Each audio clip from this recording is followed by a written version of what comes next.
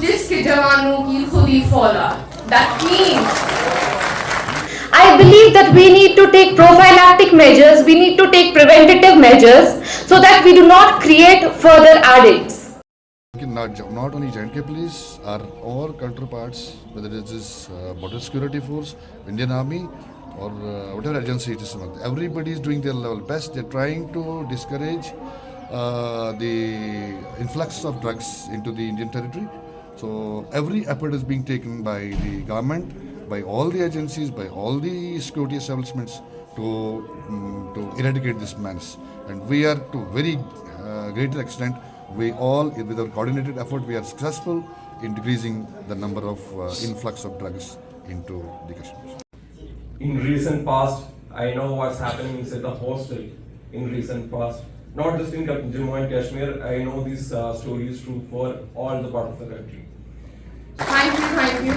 That means a nation whose youth are endowed with self as strong and hard as steel. No need of piercing swords in war such people can ever feel. The real asset of a society is its youth. Let's be honest here, we need to be very active regarding this drug abuse and our society. Ladies and gentlemen, the drug addiction is the illegal use of prescription or over-the-counter drugs for purpose other than what they are actually used and in excessive amounts. It is which leads to the social, physical and emotional problems. And one of the primary causes of this drug abuse is escapism found in youth. They don't want to face the realities, and there is where they find a way to escape. The desire to escape emotionally, physically and behaviorally. As per the reports, it's declared on 4th of August 2023, the Standing Committee on Social Justice and Empowerment has conveyed to the Parliament of India that approximately 13.5 lakh people that are drug users are estimated to be present in our Jammu and Kashmir. Such unfortunate fact.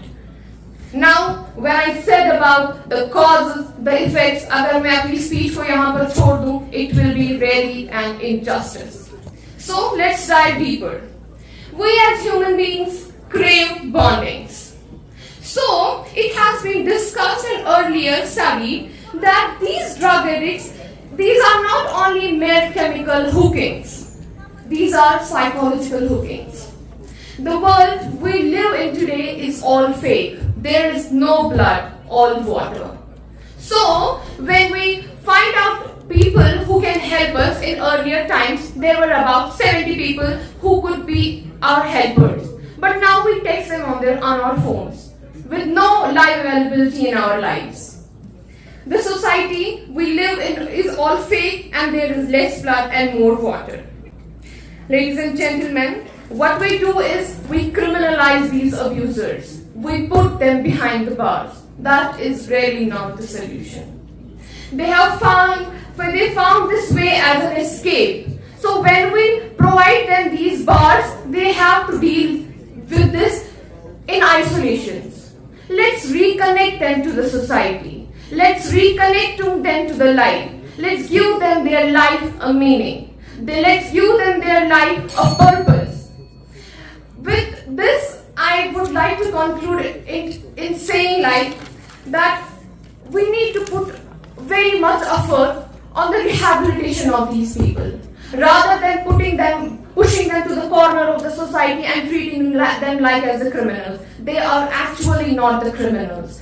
They are the asset of the society. Treat them equally. Give them the love they crave for. Give them the bondings they crave for. Give them those special bondings on those behalf of these bondings they have started the substance abuses. Additionally, we need to establish support systems and rehabilitation programs that provide effective treatments by investing in mental health services and spaces for recovery. Let us join hands to combat this menace and provide the necessary care and guidance to help our young individuals tend fulfillingly their drug-free life. From this menace, the first thing we have to do is to take prophylactic measures. Why?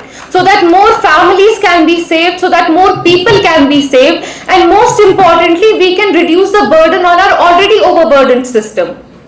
The first suggestion, in my opinion, is to create a healthy childhood for our children.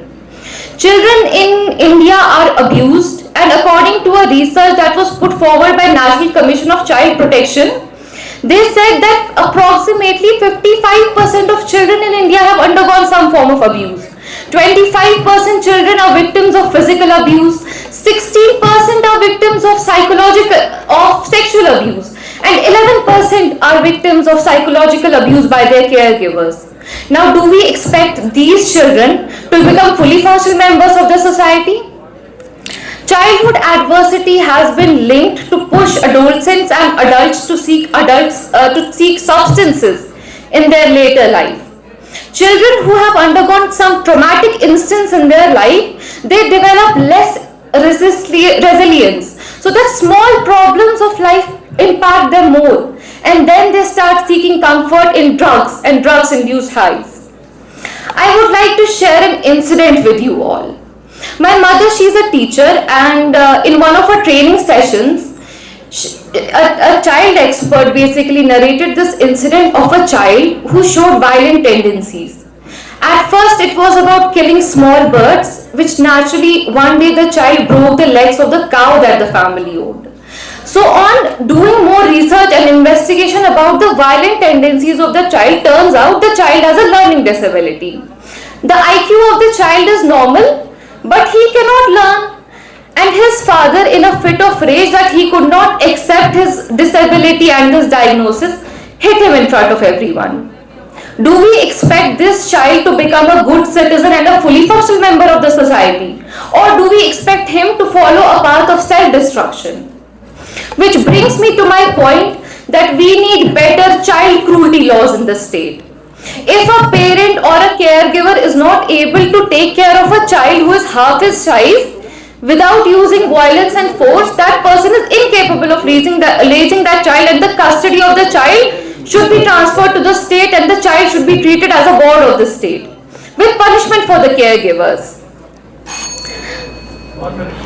I have 1 minute left. So, while speaking about drug de-addiction, I feel first it is essential to speak about how the drug works. You all are students of science, so we have to start from the science of how the drug is making you an addict. So, can anyone tell me what are the major types of drugs? Like, we all combine everything and say drugs, and drugs is a term used in common parlance, and the scientific term is psychoactive substances. And there are main three categories to it. Can anybody say what are these three categories? If you know. Yes. Madam, you are partly correct. One is stimulant, one is depressant, and third is hallucinogen. So basically, stimulant, what does a stimulant do is it activates your central nervous system. So for a brief period, you feel highly energetic, you feel so happy. And the second category is depressant. Depressant is basically, it does the reverse. It takes down the activity of central nervous system. You will be sitting inside on the corner, then you will be just totally inactive, just thinking. Third is hallucinogen. So hallucinogen is one substance that changes your perception of reality. So it gives you an alternate perception of reality which is totally devoid or totally different from what is normal.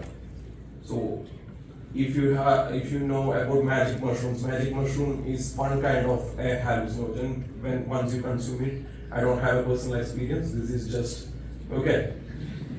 So once you consume it, it changes the color, your perception of reality. It changes the color of your surroundings.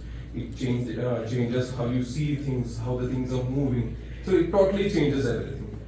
So be it any of these three kind of psychoactive substance, basically how it works is there is one hormone in your body called dopamine. So dopamine basically it's also called a happy hormone. So when dopamine is released in your body, you'll feel so happy.